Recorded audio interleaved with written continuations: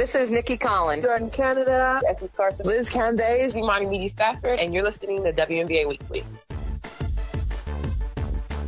What's good, WNBA fans? Welcome to another edition of WNBA Weekly. My name's Kyle Haywood, and I'm super excited that you guys are along for the ride today.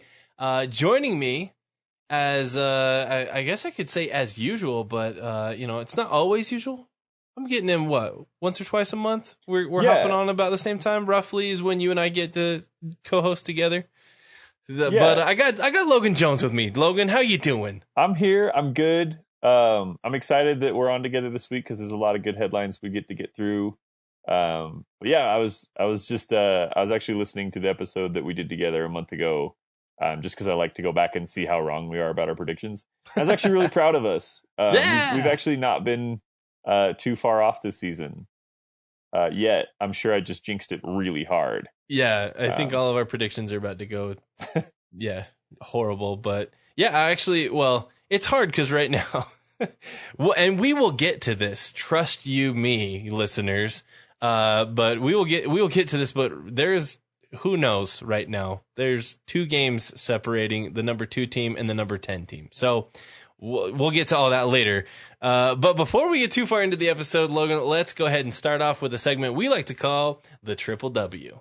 1, 2, 3.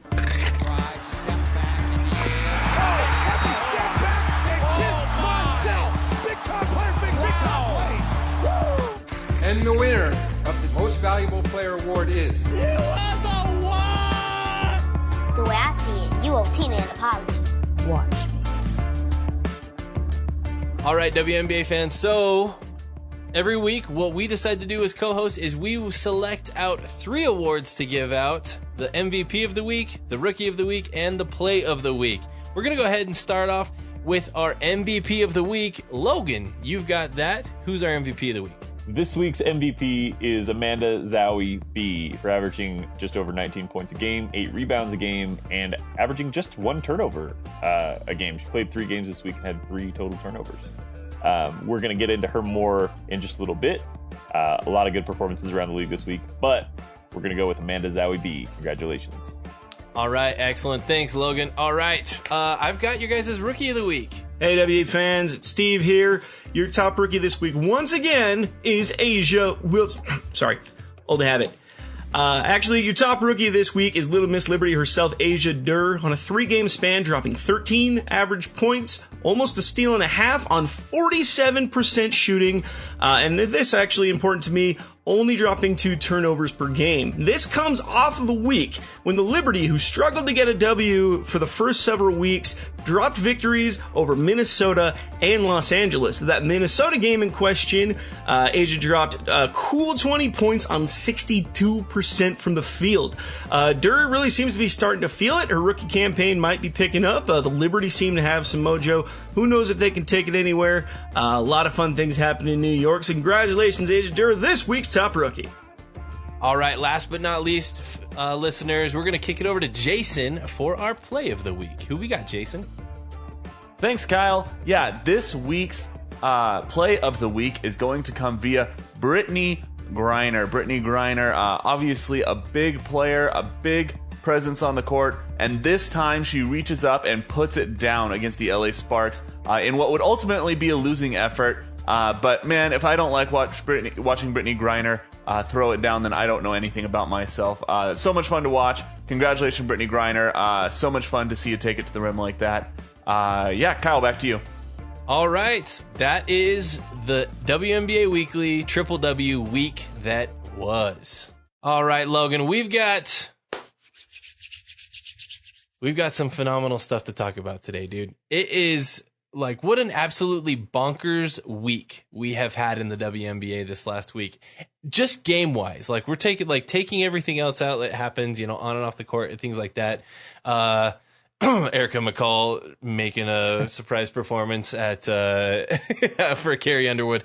That was awesome. But just basketball alone, what a phenomenal week. Logan, I just want to, there's 8 headlines that we got to hit today, I swear. Yeah. What's the first one? What are we hitting first, dude? You're going to tell us what we're hitting first. Yeah, I mean, I promise we'll get to all of it. your favorite team will make this episode, listeners. But we're going to start with Zowie B hitting 7 3-pointers for 37 points in the Liberty's win over the Sparks. I feel like there's no way we can. I mean, we're going to go through some team storylines, some wins and losses, just on a team focus. But as far as individual performances go, I mean, you heard in the Triple W, I just picked her for my MVP this week. This is not an offense designed to go through her. But in games where she scores 9 points or more, the Liberty are 3-1 this season. And I'm starting to think that maybe the offense should consider her to be not just an appendage, but actually like a critical role. Because obviously she's capable of it. I mean, you don't just explode for this sort of performance, especially against a good team, unless it's an indication of something you can do.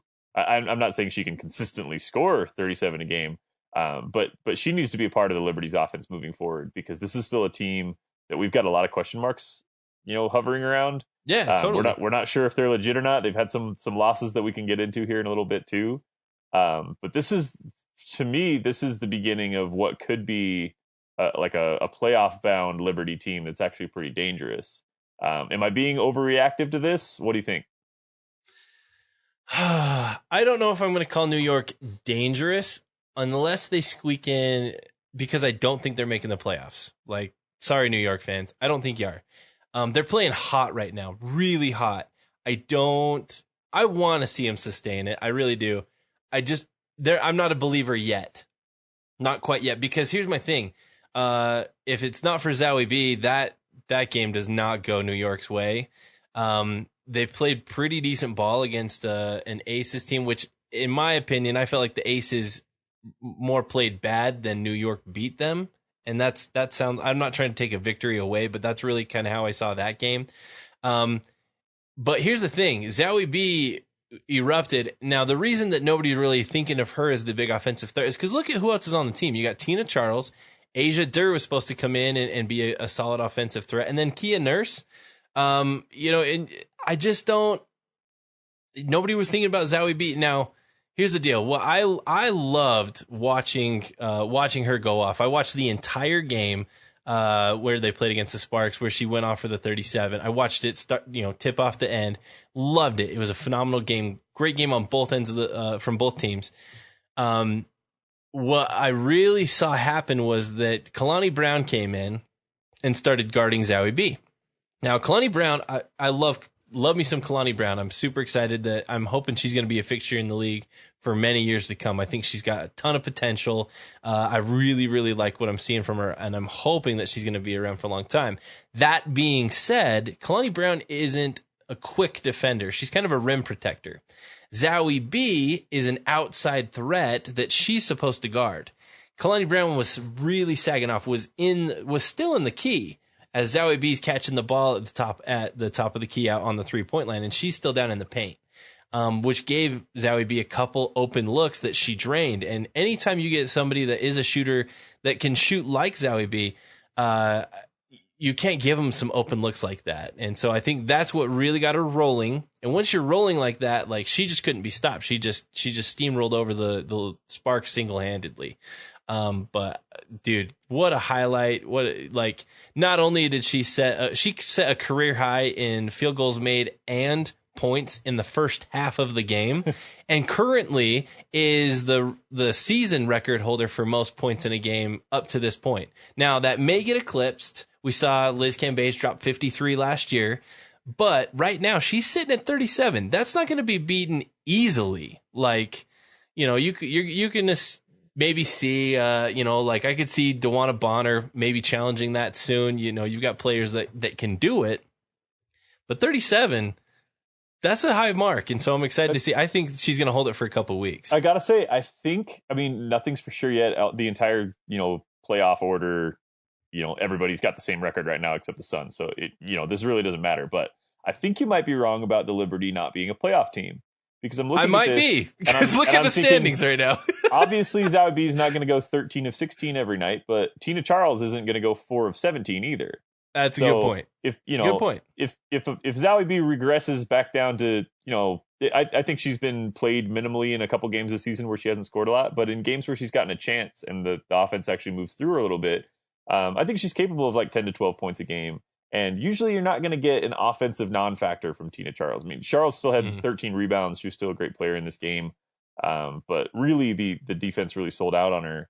It ended up not mattering. And if you can have a player that can take the heat off of your star like that, I could see them doing some damage. There's 8 playoff spots. And right now, all but one of them are up for grabs. So nothing's definitive at this point in the season, but I don't know if you can discount. They've had some of the ugliest losses, but also some of the better wins of the year so far. I'll give you that. And I don't know. I wasn't planning necessarily going here, but I do. Let's hit it really quick. Okay. Right now, to me, I feel like there's 2 teams who really look like they probably won't make the playoffs. Just not only based on current record, but just how they've looked so far this season. Dallas and Atlanta, unless something drastic changes, they do not look good. Okay, both of those teams, they've played each other, and Dallas did end up getting their first victory, which we may talk about a little bit later. But Dallas and Atlanta both don't look like they're playing good basketball. So if we take those teams, let's just, for the sake of argument, let's just pretend like those 2 teams are taking 2 of the spots that aren't in the playoffs. As I'm looking at the rest of the field here, the other 2 teams that really kind of stand out to me is possibly. Well, there's 3. I really think there's 3 teams that might not make the playoffs along with those other 2. That's New York, Minnesota, and Indiana. Now, Minnesota fans are all going to freak out when I say Minnesota because I think the last time you and I recorded, they were in first place, right? Right. But they're on a skid right now, and they have not. I understand they're losing some close games, but that's not good for them.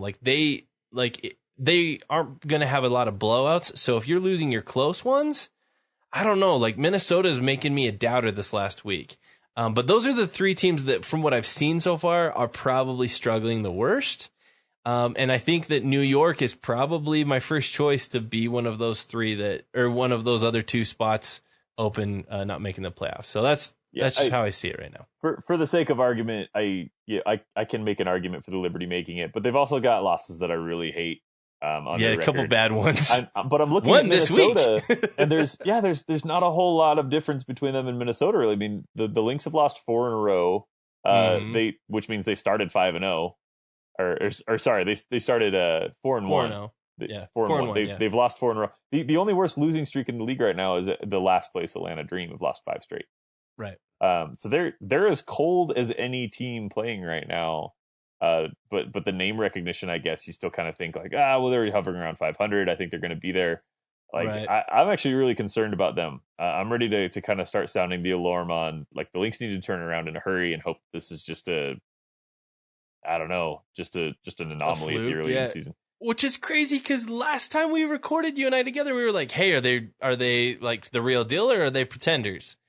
Yeah. And we both kind of leaned a little bit that they were pretenders, and here they are, like, have lost their last 4. Yeah. So not to say told you so, but I mean, hey, so, not a bad prediction, right? No, not at all. And just to as far as moving through topics go, there are some teams that are hot in the league right now. And we can talk about them too. We can take this one of 2 ways. There are a couple different headlines that happened this week. One is that the Aces are one of the hotter teams in the league after getting their revenge victory over the Liberty. Yeah. If we want the smooth transition. Oh, dude, that revenge game. I don't know if I've seen a team deconstructed that way this season. In a long time. I mean, definitely not this year. A 35-point victory for the Aces over the Liberty was 100-65. The game was over in the first quarter. It wasn't they ran away with it in garbage time. It wasn't like someone went down with an injury and suddenly like they just piled on. It was just a complete outclassing of the Liberty in that game.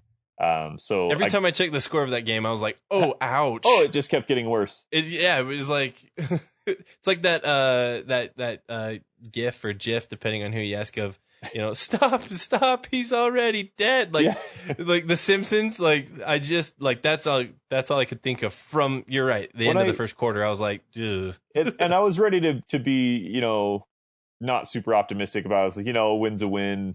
It's hard to beat a team twice in quick succession like that. I think they played them like back-to-back days. But then Plum and McBride show up in their next game, They battle back in the fourth quarter. They end up beating Minnesota 80-75. And we just talked about how Minnesota's really cold. So I don't know how good a win that is. Right. But it's what good teams do. Is good teams don't lose games like that even when they're down. And Kelsey Plum, by the way, Kayla McBride is getting a little underrated the more that she performs, because I think we should talk about her more. But Kelsey Plum was right on my edge of like, I don't know if I even see her really making it in this league. She's struggled for a couple seasons. She's got this scoring ability as an ISO scorer when the ball's in her hands a lot, but I didn't know if she could be efficient.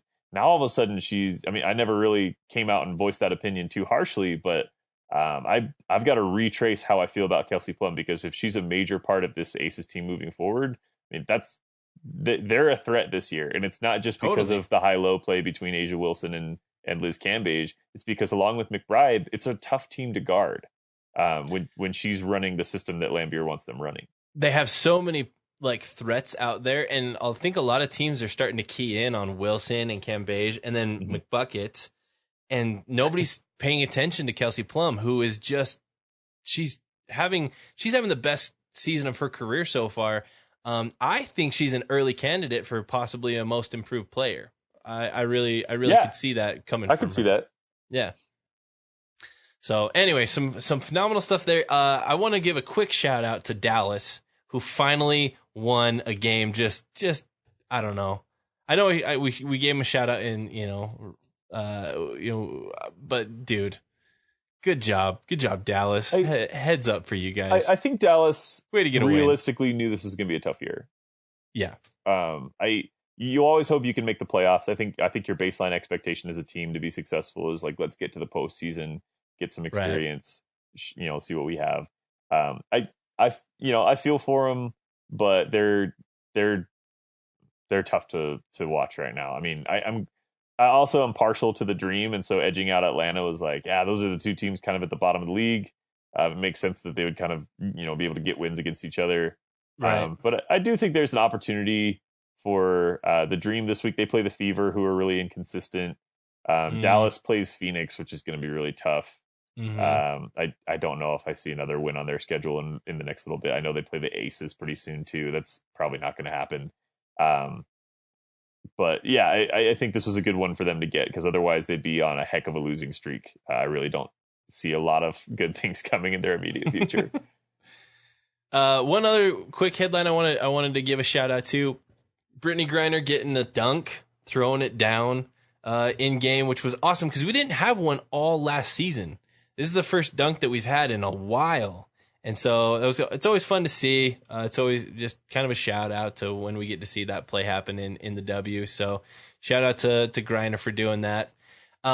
Really quick, Logan, is there any other highlights? I want to talk league standings, but are there any other headlines you want to hit before we hop right into standings? Just one really quick one. It's because I'm a little bit partial to the Storm. The Storm won another one of those games where they could have easily lost the game and you wouldn't necessarily hold it against them. Yes. And then because of Natasha Howard's gravity pulling 4 Mystics defenders in her direction, the Mystics left Jewel Lloyd wide open at an elbow jumper, and she iced it. Gold Mamba. If you've got for League the Pass win, and you're able to rewatch games, the Storm. Am I right? Is the Storm Mystics game? Am I imagining things? What's that? Were they playing the Mystics? They weren't playing the Sun. Mystics. Yes, sorry. I'm mixing it up because they also just recently played the Sun and they lost that Sun game. But yeah, it was the Mystics. Yeah. Because Della Dawn was on the court. Sorry, I'm mixing up all of the games that I've watched this week. But I would go back and rewatch the Seattle Mystics game, especially. They were starting to close the gap late in the game. You could kind of see it coming. They were within 2 possessions, and then they were down 3, and then they were able to tie. It was the sort of thing you expected to see from the reigning champ Seattle Storm, but they're such a different team this season. And it's sort totally of parallels. Different team, yeah. Everybody's in the NBA circles are talking right now about how Golden State's going to, be a non-factor next year because the West is going to be stacked and, all of these injuries to their key players. And I'm thinking along the same lines as what Seattle's doing now, which is they've still got enough players to be dangerous. And they're still a playoff team right now. Right, you don't win a title because of just 2 players. I mean, obviously they were the catalyst to make that happen. But Natasha Howard's an all-star, and I think Jewel Lloyd is potentially an all-star as well if she can get enough usage to prove it.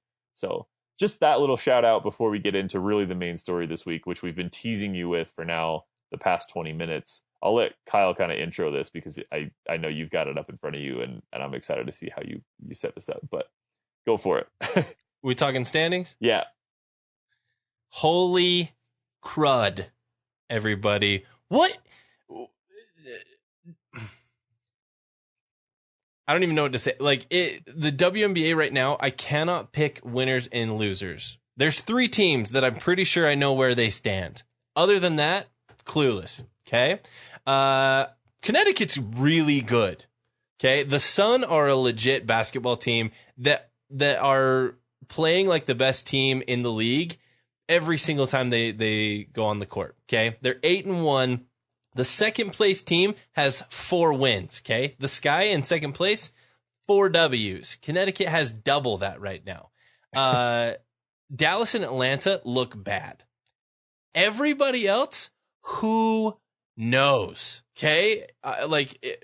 Connecticut's playing Atlanta later on this week, okay? That's the only game that I'm like, yeah, Connecticut's probably going to win. Every other game this week, I'm like, I have no idea, right? Because there's so much parity. There's two games difference between the number 2 Chicago Sky and the number 10 Phoenix Mercury. Okay, there's 2 games difference across, like, what is that? 9 different spots there. It's just blowing my mind. Logan, what is going on right now? If I were to quiz listeners of the show without looking to name like 1 through 4, 1 through 5 in the league right now, I think everyone would say Sun. And then the next one they would get wrong because the Sky are second. The Sky is number 2. And then it's the Aces that maybe some people would pick. And then it's the Sparks, who haven't looked dominant and have had some key losses recently. And then the Mystics are coming in at number 5. And we're 3 weeks removed from everyone saying it's either going to be the Mystics because Della Don's going to be an MVP this year, or, we've been blinded by the flashy move that Vegas made and it's going to be the Aces. Or maybe Phoenix. I think a handful of us had Phoenix, but from what I saw on Twitter, Phoenix is at number 10. I've got them. I had them like winning it all. Yeah, those were the you heard about Vegas and you heard about the Mystics, and then I think everyone just agreed like, yeah, the Sun will be good. They're always good. Nobody saw this coming. The Sun are the only good team in the league right now. Hold on, Logan. I want to give a couple shout outs real quick.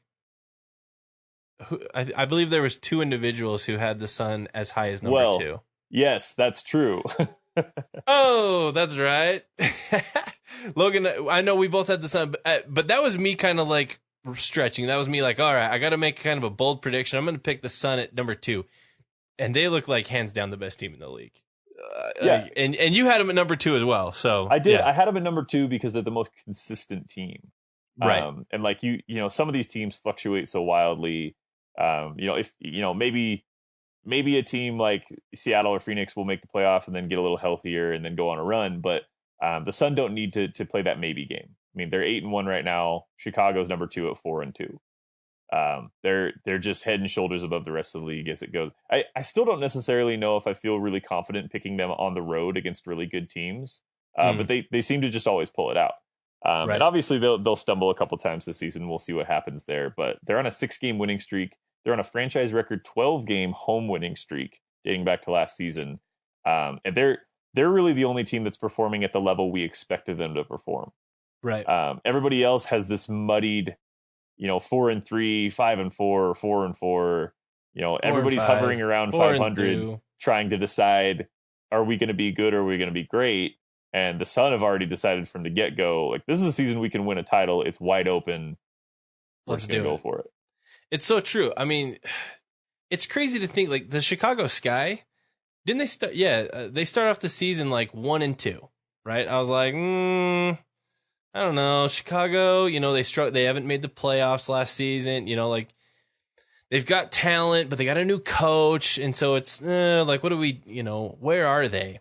No, like, the fact that they're number 2 right now in the league is mind blowing to me. Yeah. Like, that's crazy, because I'm like, oh, they're 1-2. They're kind of at the bottom of it's kind of maybe where we anticipated them being. And here they're in second place. They've rattled off 3 in a row. Okay? Yeah. Other than the Sun, the Sky are the hottest team in the league right now. And it's going to be interesting to see if they can keep that up. Yeah, we've seen teams that open games really well and then maybe close on a coast, or like last year's Seattle Storm team would open games super slow and then they would just accelerate through the second half and crush teams in the fourth quarter. This Sun team, look at like just this breakdown from this last Seattle game. They won 81-67. They outscored Seattle by 11 in the first quarter and by 12 in the fourth. I mean, they do their damage. Like, I mean, they're so focused out of the gate, and then like they have that killer mentality at the end of games to make sure it doesn't get out of hand, and that they don't let teams back into it and make them feel like they have an opportunity. And they really do it as a shared effort. It's not. I mean, they don't have one player going for 37. I mean, they have like Strickland going for 16 to 20, and Alyssa Thomas can get 20, and Jonquel Jones can get 13. She's capable of getting 20. They can honestly, their bench didn't contribute a whole lot by way of offense, and they were still able to just lock down defensively and get through the rest of the game, really never having it be much of a contest. And that's just one example. I'm just talking about them facing Seattle, but as far as we know, Seattle's still one of the better teams out there right now. They could be like, I don't know who their main threat is right now. I mean, that's the thing is I'm like, oh, like they didn't look good in their last game, and then I'm like, man, why am I not feeling good on Seattle right now? Like the last time I watched them, and then I'm like, oh yeah, it was against the Sun. Like, yeah, choose a team right now. The Sun are going to beat anybody by 15. Yeah, choose a team right now to beat Connecticut in a 5-game series. Nobody's going to beat them right now. Like, create a storyline where that happens. Like, in a universe where the Aces pull that off, the odds are against them, but I could see it. But it's a stretch. Yeah, I mean, I think Aces, Sparks, Mystics are probably your best shot to take them down. But I think they maybe take them down if you go best of 3. But you extend it out to 5 or 7, like it's not happening. Like Connecticut is like they just are so consistent right now, and nobody else is showing that consistency. We're seeing flashes in the pan, like New York, for example. We're seeing this flash in the pan where they beat the Aces, who are arguably one of the most talented teams in the league, and then like immediately turn around and get throttled by that exact same team by 35. And then Zowie B goes off for 37 and drops in an absolutely insane game to take down the Sparks, who again, on paper, are maybe the second best, most talented team in the league. Yeah, so it just crazy. Tomorrow night, it's a later game. We're going to get Washington versus Los Angeles. And to me, that's like, all right, 2 really solid teams. It sounds like we're going to get a certain someone back in a Sparks uniform, which could really change things around for Los Angeles. I don't know if you want to go there on this episode. But yeah, there are still teams that are getting people back. Tarazi's starting to be, a part of practices. We're starting to hear murmurs there that Phoenix might be getting her back soon. Not really soon, but I think just seeing her back on the court and in practice is a good sign, obviously. But we were thinking that the Mystics and the Sparks were going to be, back to being in powerhouse mode at the beginning of the season. And I still think the Mystics have the potential to unleash that. I think by mid-season, we're going to see them looking like they're really serious about making a championship run. But it's really hard to imagine certain teams do that. I don't think the Lynx have it in them. I don't think the Sparks have it in them. I really think Chicago is going to struggle to be consistent because they rely so much on just like wing shooting and people getting hot at the right times, and they don't have a lot of really consistent inside scoring. The Liberty are just agents of chaos. Like we even in our chat, Steve called it. Steve knew the Liberty were going to win that Aces game, but the next day we're all talking about like, geez, the Aces are setting them on fire. Yeah, like they never want to play them again. It's just wild, and it's not wild in the cliche sense where you're like, oh, there's going to be this scramble for the playoff spots. They're always, it's always that way. It's legitimately Connecticut, and then a big pause that we don't have time for on the podcast, and then everybody else. That's true. There's a giant gap between Connecticut and the rest of the field. Now, that's pretty early on in the season. Connecticut also started out last season extremely hot. That's true. They played very, very well, and then they went on this really cold streak where I can't remember. I think they lost like 5 in a row or 4 in a row, something like that. they really cooled off after this. But that being said, I do think that I'm seeing this Connecticut team as a whole looks better than they did last season, which is crazy. They lost Chiney Kumike. Yeah. They lost an all-star and are somehow the sum of their parts is greater than what they've lost in Chiney. Like, it's just, it's amazing to watch. It's really kind of entertaining basketball. You know what this feels like to me? It feels like midterms when the teacher writes a really bad test and everyone gets together and compares scores and everyone's like, yeah, we all missed the same questions because we just like it was just bad. We're all like hovering around like a C. And then there's that one kid that somehow pulled out an A anyway, and you're like, how? Like, how are you 8-1? Like everyone else is barely he was like 500. sick. He was sick for a week, and then he came back and was like, oh, I got a 98, and you're like, what? And that's Connecticut right now because they lost something massive. They lost Chiney, and then they just studied harder than everyone else to make up for it. Yeah, exactly. Like Kurt Miller is doing a phenomenal job with the piece that he has. Jonquel Jones is stepping up. Both Alyssa and Jasmine Thomas are stepping up huge. They're a phenomenal team right now. I feel like everybody took it one step forward, one step up once Agumike left. I hope we get to see Alyssa Thomas at the All-Star game. That'd be fun, wouldn't it? I think that's someone who deserves to be there. And I like to your point, this is the same thing that Connecticut did last year, and then they had the grade to like pass the class without going to finals. So they just did. And I hope I'm not beating this metaphor too hard, but yeah, like they kind of, I don't think they meant to coast, obviously, but I wonder if because of the way last season ended for them, that's why they have this razor focus this year, is they know what it takes, and they know they can't let off the gas at any point. And there's a lot of other teams that seem content to have, like, we're still figuring things out. We're messing with rotations. Seattle has played 9 games. Chicago's played 6. So you have this big disparity in how much experience and how into the season some of these players' bodies are. There's still a lot going on with the rest of the standings, but it's almost like there's no excuse for them because one team has proven like, I don't know what your problem is. We're getting it done. Right. So. They look like the best team. Now, the end of the season may look drastically different than what we're looking at right now. There's still a lot of basketball to be played, but right now, man, good luck taking down Connecticut at the beginning of this season. Logan, let's hop over into our game of the week.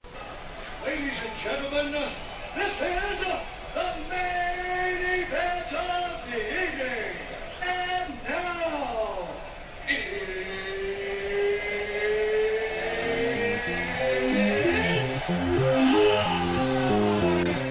we've talked a bit about both of these teams today. We actually have picked for our game of the week, June 22nd, 8 o'clock p.m. Eastern Time. New York Liberty are visiting the Minnesota Lynx. So, the reason that we're picking this game, Logan, is for a couple reasons, and we've touched on some of it. Right now, New York, as you kind of said, they're agents of chaos, right? They've won 3 out. They've won 3 out of their last 4, and honestly, in some of those games, they're looking pretty good. Minnesota, on the other hand, has been dropping games like crazy. Okay, they're dropping. What you think you put? Yeah, they have a 4-game losing streak, right? With New York kind of finding their rhythm. They're 3-1 over the last 4. Minnesota's 0-4. However, 2 weeks ago, this was completely flip-flopped, and Minnesota looked like the much better team. Yeah. So that's kind of where we're at with this. Both of these teams seem to have kind of switched where they started off the season. By Saturday, I'm excited to see where they're both at when they go head to head. Logan, thoughts on this game as we preview this? I'm assuming you picked this because it's the most impossible to guess game on the on the schedule for the next week. Well, I wasn't going to say, hey, Connecticut, Atlanta, who you got? I'm not picking that game. I'm sorry. I'm picking one that's like, come on. I don't know, because that's what makes predictions fun. Yeah. So a little over a week ago, the Liberty beat Minnesota by 6. Mm-hmm. And the last time the Liberty beat someone I didn't think they were going to beat and then played them a second time, they got shellacked by 35. I don't think the Lynx are as good as the Aces. I was going to say, are you going to call a 35-point drubbing by Minnesota? Well, it is in Minnesota, and I do think I do think Sylvia Fowles is going to be a matchup issue for them a little bit. So I am really concerned that Tina Charles, after just going for 9 points and having kind of a quiet 9-13 night, I do think she's going to be back. And I do think she's going to be the leading scorer probably for the game. But I think Minnesota's going to, they're not going to blast them, but I think Minnesota by a touchdown in this one. It's so hard to pick in this game. You can make the argument that Tina Charles is just going to come back and control everything and dictate the game because she's probably going to be the best player on the court. But my initial prediction is that I think Minnesota at home will right the ship against a beatable team before going through the remainder of their schedule this week. I'm filling you on that as well. Okay, except for I think Minnesota's going to do it by more. Really? I do. I think Minnesota's going to win this game by 15.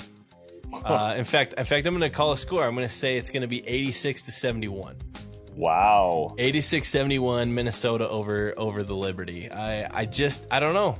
There's something about this back, like Minnesota dropping a game to a New York Liberty team that was kind of, looked at as, hey, these guys aren't very good. And Minnesota, had early on been kind of surprising people, like, hey, no, we're still here. Cheryl Reeve is still an amazing, like, Hall of Fame level coach. We still have talent. We still have Sylvia Fowles. We've got Odyssey Sims. We got Danielle Robinson, who's been playing phenomenal this season. They have a lot of tools, and I think people are kind of forgetting about them. I think they put it together. I think they get their own revenge game. Maybe not quite what Las Vegas did to the Liberty in their revenge game, but I do think that Minnesota comes away with a 15-point victory. Oof. So we've seen in the past week, we've seen the Liberty ceiling and their floor, probably. I mean, they scored 98, yes. 98 in a 2-possession win over the Sparks, and they scored 65 in I don't know how many possessions that is. They lost by a lot today. That's like a 12-possession game. So 71 points and a 15-point loss is definitely towards that bottom bookend. Right.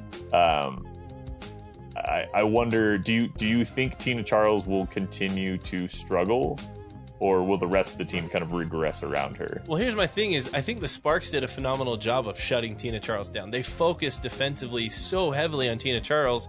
Nobody was going to predict that Zowie B was going to drop nearly 40 points on them. Nobody saw that coming. But they kind of stuck to their game plan and just they said, okay, and I made this comment several weeks ago on the show where I said I don't know if there's a team that relies as heavily on one player as New York does with Tina Charles. I truly believe that. Tina Charles puts up MVP type numbers and has for the last couple of seasons, but she's not in the discussion because the Liberty just haven't been that good. And so I don't know. The Sparks did a good job of shutting her down, and Zowie B just went off. Now, who knows? I think Asia Durr has the potential. She's still finding her way. I love that she's still playing with aggressiveness. She's still attacking the rim, but she's still getting up to speed of the game. I still think she's trying to find her footing and her place in the league.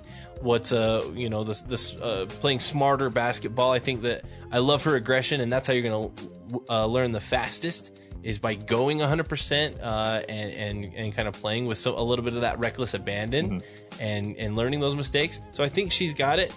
Look at Kia Nurse. Has really kind of emerged as one of the leaders of this team. When last year, you ask Liberty fans, and they were just clamoring, get her more minutes. She wasn't seeing the court, and here she's emerged as a leader. So I like some of that, but I do still think that Tina Charles is the starting and ending point for this Liberty squad. And, unless Zowie B's there to bail her out continually, I still think that teams key in on her. Well said. That's going to be a game. I mean, congratulations, Liberty fans, I guess, because that's. Although we've kind of been double jinxing ourselves lately. Whenever we apologize, we're definitely going to get that one wrong. We kind of convince the That's universe. the double jinx, and we've actually been getting a lot right this year. yeah, we've kind of been covering our butts that way. So, Logan, any last thoughts before we go ahead and wrap up? Yeah, just one, and I just wanted to get you I wanted to throw you some quick hits really quickly, just because the standings are so weird. Right now, the Indiana Fever are 4-4 at a perfect 500. Do you think they finish over 500 this year? No, but I do think that they squeak into the playoffs as the 8 seed. I had them as my 9 seed prior to the start of the season. I had them just outside the playoffs. I have them. Where I see them right now. I see them at about the 8 seed. I don't think they're over 500 though. I don't think that they're going to be in the top half of the league this season. Perfect. Sorry, that was a little bit of a departure, but I'm priming you for a question about the Liberty, who we were just talking about. Okay. The Liberty are 3-5. They're 2 games under 500. Mm-hmm. Their next 4 games are Chicago, Minnesota, Dallas, Atlanta. How many of those games are in 4 games are we going to be looking at a team on a 4-game winning streak? Or are they going to, I mean, I know you have them dropping this one to the links, but Chicago, Dallas, and Atlanta. I've got them dropping to the links. I would not be surprised to see him steal one at Chicago, because I still think Chicago's not quite super consistent. And I think New York is the kind of team that feeds off that. However, I do think that they're going to drop one to either Dallas or Atlanta. Okay. I think Dallas or Atlanta are desperate for wins where they can get them. And I think that both of those teams are looking at a team like the Liberty and saying, hey, that's one we can go out and get. That's one for sure that I think we can play with them. So I do think they'll probably beat a team that they shouldn't in Chicago, and they'll probably lose to a team that they should beat in either Dallas or Atlanta. That's the New York way. I'm going 2-2. That's New York basketball in men's or women's. Okay, that's just how it is. That's probably the best take that we've had on the show. Is they will definitely win what they shouldn't and lose what they shouldn't, and always do what they shouldn't. Cool. I wanted your thoughts on in 4 games from now, if you thought they were going to be above 500 or not. No, but I think that's a level-headed take. Thank you. I appreciate that. Not the favorite one. Hey, WNBA Weekly listeners, thank you so much for tuning in. If you're on Facebook right now, go ahead and give us a thumbs up on the video. Hit subscribe as well. And if you want to hit the little bell notification, that will let you know if we happen to upload a new video or if we're going live. We're going to go live more and more throughout the season. If you're listening on iTunes, go ahead and drop us a 5-star review. If you write us a review, we're going to go ahead and read it out loud on mic, and so you're able to hear that back. If you're listening on any of the other ways that you get your podcast, make sure that you're subscribed. Share it with a friend. Tell a friend about us. Introduce them to us, and then hop on Twitter or Facebook. Send us a message and be like, "Hey, I told my friend, I told my friend Carl about you guys, and he listens now." And we'll say what up to Carl. We'll give you both a shout out on our next episode. So thank you guys for listening. If you want to contribute a little bit more to the show in a more financial manner, more than just subscriptions and things like that, you can check out our Patreon page where we send out. We'll send you some merch. You'll have some other kickbacks there as well. All of that money that comes through Patreon goes right back into the show. That's what we use for equipment. That's what we use for other opportunities that are going to bring you more and better content so that we can better cover the best players in the world. We truly believe that WNBA athletes are the best in the world. They believe they deserve world-class coverage. And thanks to you guys, we are now officially the #1 podcast on iTunes. If you search WNBA, we're the first one that comes up, and that's huge. That's big time. Thank you to all of you listeners, those of you that subscribe, those of you who've been dropping us reviews. Thank you so much. It's without you guys, we still would probably do it. We'd probably do it if we were getting two downloads per episode, because we love this league so much. But it's way more fun when we have all of you guys along for the ride. So thank you. We've got some great guests coming up. I don't want to tease too much. We were going to have one tonight, but it fell through. We've rescheduled with that guest. We've got an awesome guest coming up next week for you guys.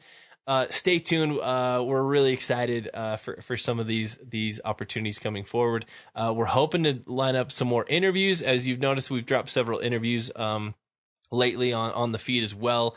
If you have any specific requests for who you want to have us interview, send us a message, tweet at us, send us a DM, email us, whatever is going to be best for you. For WNBA Weekly, I'm Kyle Haywood. I'm Logan Jones. And we got you next time.